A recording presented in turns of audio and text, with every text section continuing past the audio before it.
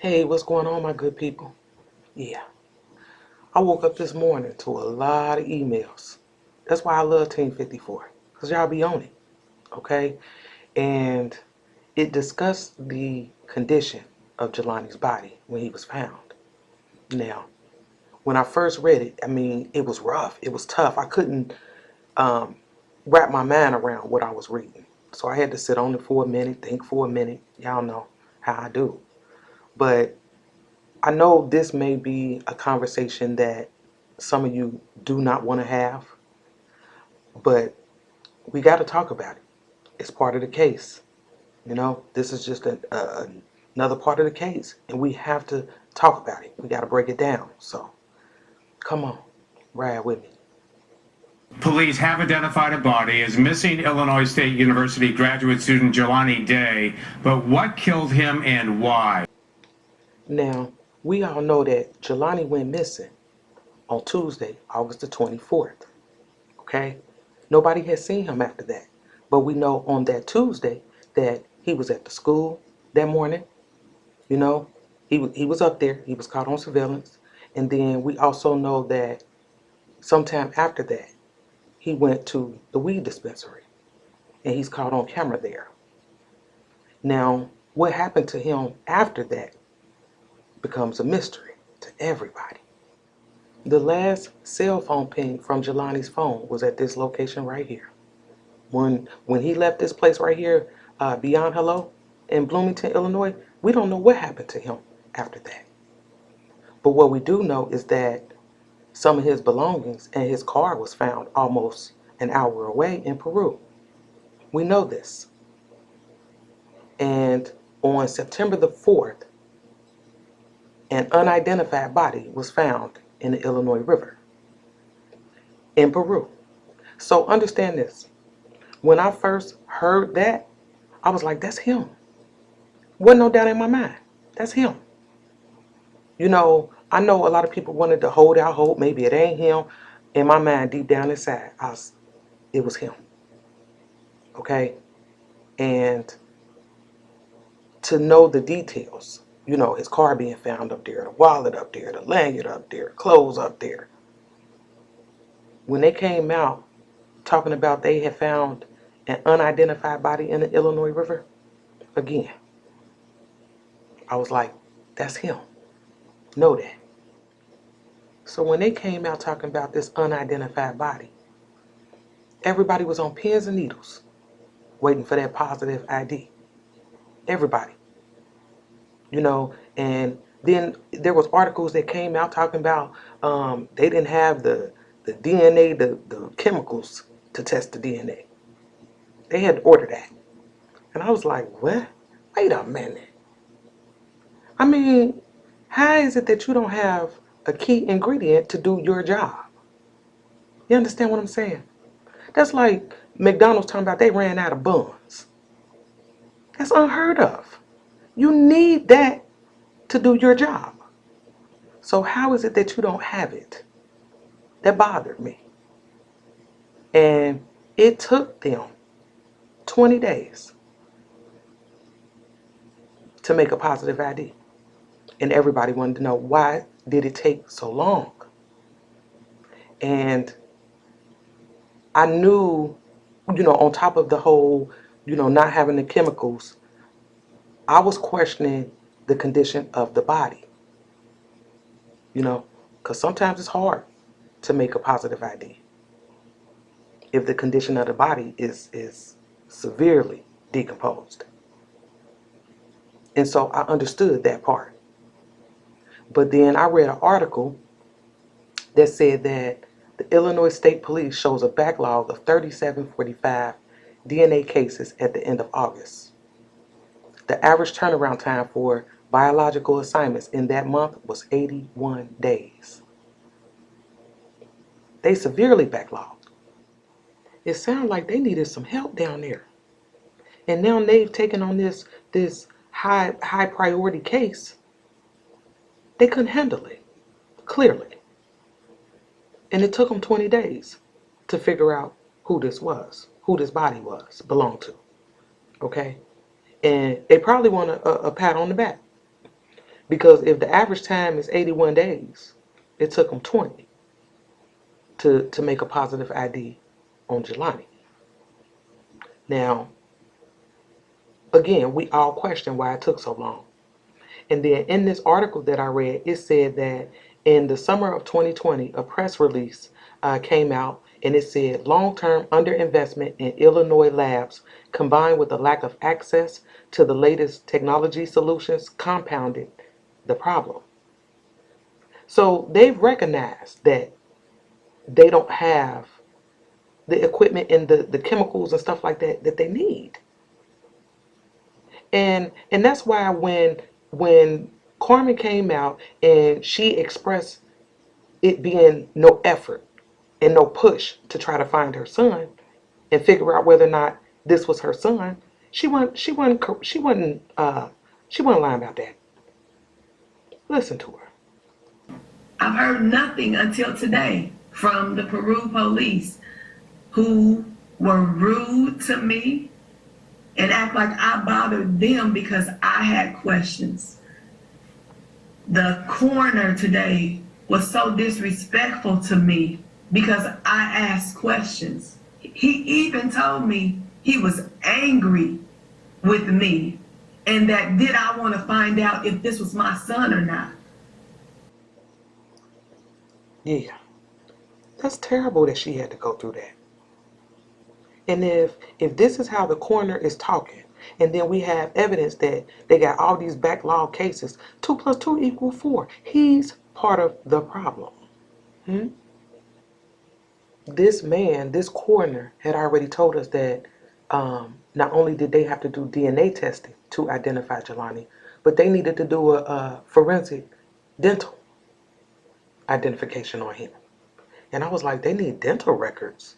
I'm like, this is not good. And I followed enough cases to know that usually when they have to go by these dental records, either they're severely decomposed or their face is disfigured. In the article that they released detailing the condition of Jelani's body, it said that his body was missing its front top and bottom teeth, citing a second autopsy performed by a private forensic pathologist at the request of the family. His jawbone had been sawed out. And at first, I kind of freaked out a little bit, I ain't gonna lie. And then I had to read it again and see what it sounds like is that, okay, yeah, he was missing the front, top, and bottom teeth, but it sounds as if the family had their own autopsy. And by the time, because that was the second autopsy, so by the time that their autopsy took place, his jawbone had been sawed out. And I was wondering, I'm like, okay, well, that must have happened in the first report, in the first autopsy report, because they said they needed to use dental records. And in the process of doing that, it sounds as if they removed the jawbone. I mean, I don't know. Y'all let me know if maybe I'm not reading this correctly. What do y'all think about this? The family's private forensic pathologist also said that they couldn't find a brain, organs, liver, spleen. They couldn't find nothing by the time they did their autopsy. And then the family's attorney came out and said that the coroner explained that because he said his organs were completely liquefied. And you have to understand what takes place when a body is found in water. You know, it's different as opposed to someone being found, let's say, in a house, or it's different. So I understood a little bit of it and how his body could possibly, be like that. But one of the lingering questions for me is how long he was in the river. We don't know how long he was down there. They found him in 12 days. So that's going to always be a question in the back of our mind. When was he put in the river? The article also told us that his body suffered many fish and turtle bites and was maggot infested. okay? I mean, that means his body is in bad condition. And I found an article discussing bodies being found in water. And it says that aquatic insects may alter the appearance and condition of the remains. Large animals such as turtles and fish will cause tissue damage that in some cases may mimic trauma to the body. And that's going to be the question. Did some of this trauma to the body happen before he was put in the water? That's why it's going to be hard for them to determine that. And then they told us that his body was maggot infested.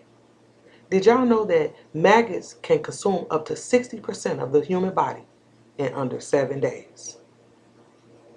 And again, we don't know how long he was in that water, but we know it took him 12 days to find him. And not only that, it says that bodies in water decompose twice as fast as those left unburied on land. And again, how long was he out there? The article also stated that the genitalia was unidentifiable, meaning his penis, okay? And it said that the forensic pathologist said that it was determined to be flayed. And you have to understand, flayed means to peel off the skin, which is why they didn't recognize his penis, okay? The article also told us that the body had no eyeballs or sockets. And the thing of it is, when you find a body, especially in the river, this is not uncommon, okay? So I've seen this before. And one of the questions again is, how long was he in there? But in that same article that I found, it said that others observed that post-mortem decomposition proceeds rapidly after the body is removed from the liquid environment. So after they found the body, it was imperative that they do an autopsy. It said, for that reason, it is recommended that the postmortem examination not be delayed for any significant length of time after body is recovered from the water. For this reason right here. And to read these things, I felt real bad. Real bad. And I can't imagine what Carmen and his sisters and his brothers are going through. And his body was in such a bad state that only Jelani's grandmother and one of his brothers viewed his remains. Remains that his mother still wonders whether they are really her sons or not. And you got to understand where she at with this. But I get why they didn't think it was good mentally for her to see him in that condition. As a mother, we don't want to see our children like that. They shielded her from that pain, that the last image of your child. Because understand this from experience, when you see that, that's all you remember. It overshadows the pictures of them alive. It does. So I understand them shielding her from that. She didn't need to see that. She needed to remember Jelani as he was. So today, October the 9th, 2021, they laid Jelani to rest in a closed casket ceremony. And all I can say is that we got to keep praying. Yeah, we just described his shell. That's it. You have to understand that his family considered him a king. They considered him royalty. And even in death, he is still a king. He is still royalty. Know that. We still riding for Jelani. We are part of the movement. And I know it's going to be hard to determine cause of death. But we got to keep praying, y'all. We in this together. So make the news, nigga, and watch what happens. If you make it over here on this channel, nigga, we on your ass. Okay.